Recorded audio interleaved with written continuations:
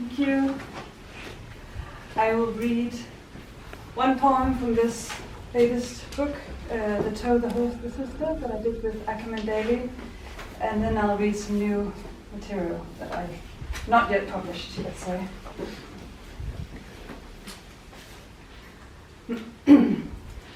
The white around the blue of his eyes, an edge as sharp as a steel saber.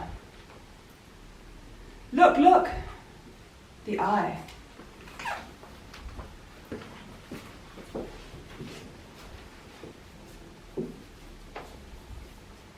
So this is a new collection that I'm calling Death Drive. Death Drive?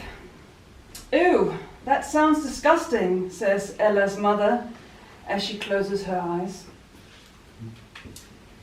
That's the end of that novel, Maria thinks, and pedals standing up in order to make the green light. In the kitchen, a 20-liter steel pot with yellow dye soup. A layer of pale turquoise mold has topped the liquid and crawled up along the side of the metal container. I follow the development through the glass lid day for day. I've read that mold is okay.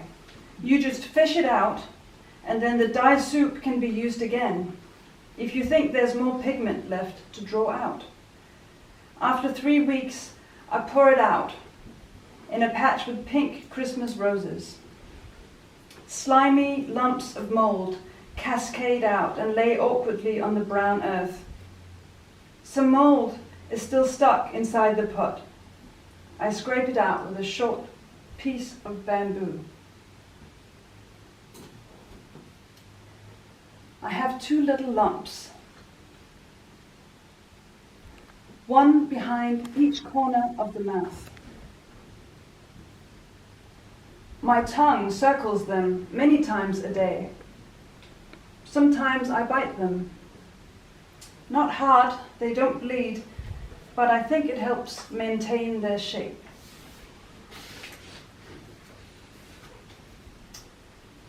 I roll a strand of hair between 2 fingers and feel the circumference rather than the length of the hair.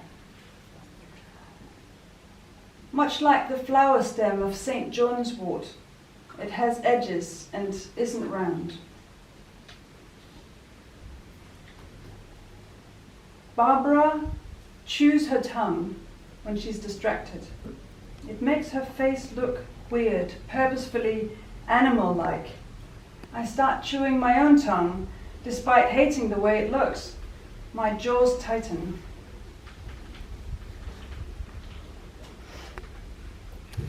I was a teenager before I knew that my father was smelling his own skin.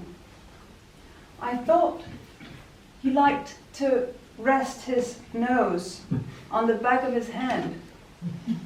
He told me he couldn't distinguish his own smell, that he was searching for it.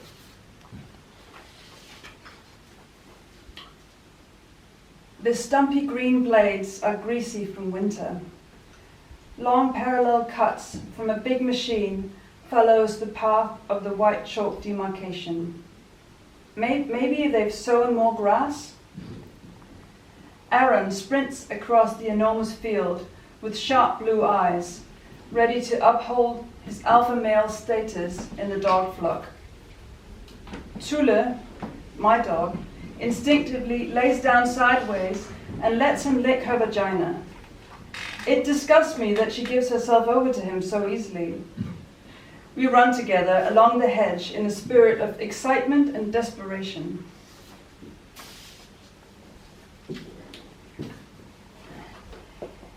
Johan and Kirsten point to the top of the tree, smiling.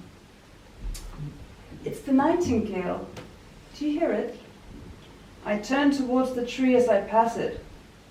We can take another turn, Kirsten suggests, yes? And we cycle round the roundabout again, returning to the tree. Despite the traffic sounds, we can clearly make out the strange sounds of the bird. It trills It chops, it sings. It has flown away now, Johan says. It's the second year without flowers on the monumental chestnut tree in our garden. The leaves are massive, and today a fluorescent green. It is, says Henrik. It is. What a terribly dull way to start a sentence. Thank you.